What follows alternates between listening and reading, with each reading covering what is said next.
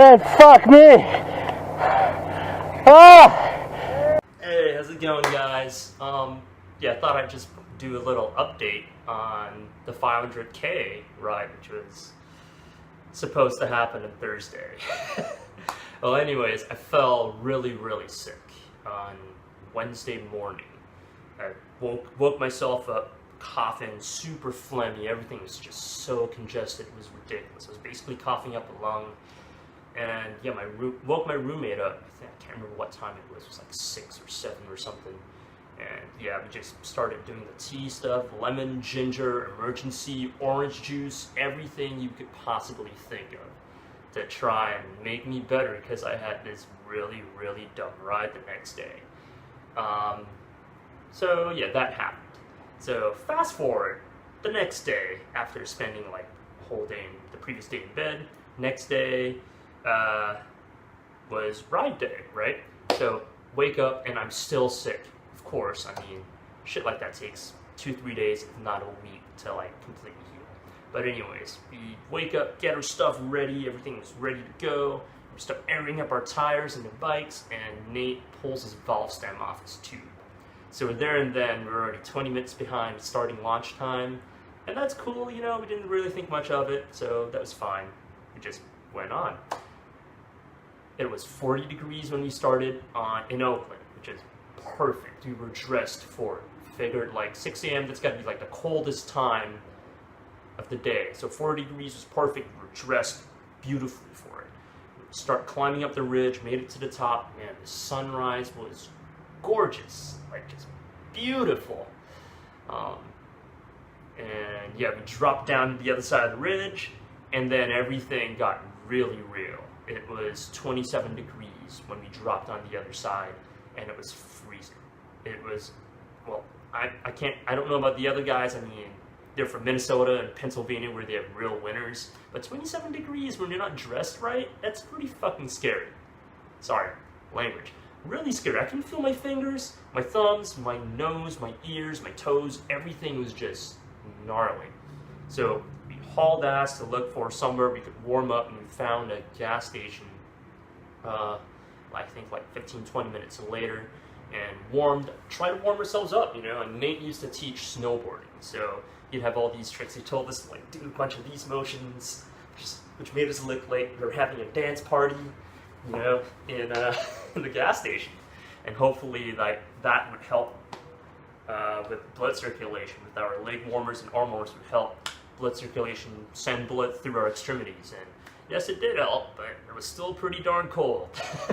So anyways, that took like 20 minutes to 30 minutes, and then we went on, and it was still freezing. It was below, it didn't go above 32 degrees until like 2-3 hours later. So the whole time we're burning all these calories, just so dumb. So it was a really, really, really rough start, but it was okay. Warmed up, and then it was beautiful. And then we got to Pittsburgh right before the first bridge, when we crossed into 160 North. Well, actually, it was the second bridge. But yeah, we got to the second bridge, where we're getting onto the nice part of 160 North, and then Nate gets another flat. So that took another half an hour.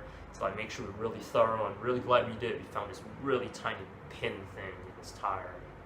So that took some time.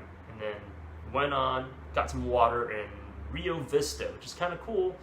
And while we were at Rio Vista, we figured might as well just take 84 instead of going back to 160, which is actually gorgeous. It was so pretty.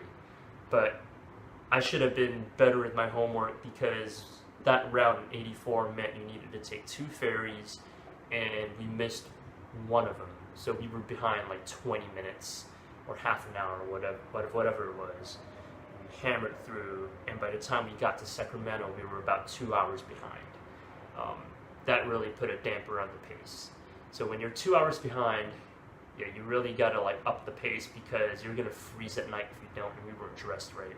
Shout out to the guys at Amy, Tristan, and I think it was Kevin at Bicycle Business in Sacramento on, God, what is that street?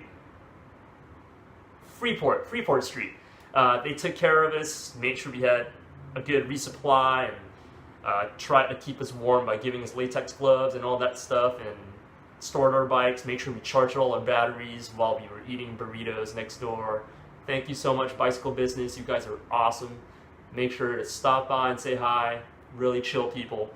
But yeah, we did that, had lunch, and then stopped, and then got our stuff, got ready, and then took poops, re-chamois creamed up, and then boom, we were back on the road, up the pace, and we were just hammering, back to like 20 in the flats.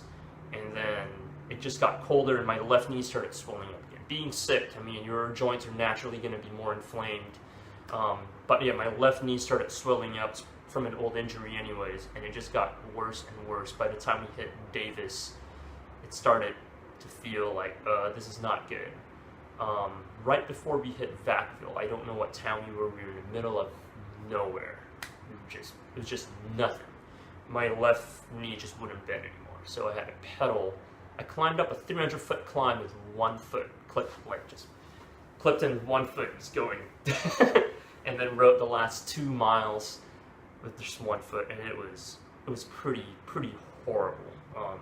It was hard, but yeah, did that, made it to Vacaville, and that was when we realized the ride was over. There's no way I would have been able to finish. It's just not possible.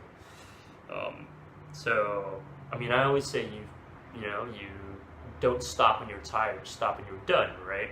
Either you get the job done or your body's just done and it just won't move anymore. So I guess in this case, it was an acceptable reason to stop.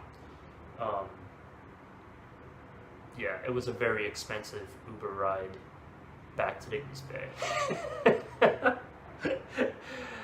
But I'm healed now. My left knee's feeling much better.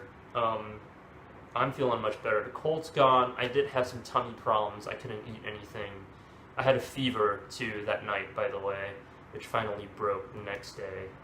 And it was just a really hard ride. So didn't make it this 500K, but maybe next year. And I'm hoping I won't be sick next year. But anyways, once again, thanks for watching.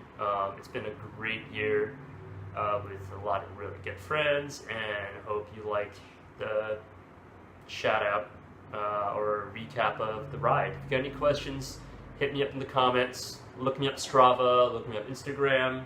Sometimes if you shoot me a message off Facebook, it doesn't always pop up, but if I see it, I'll respond. And thank you again for watching.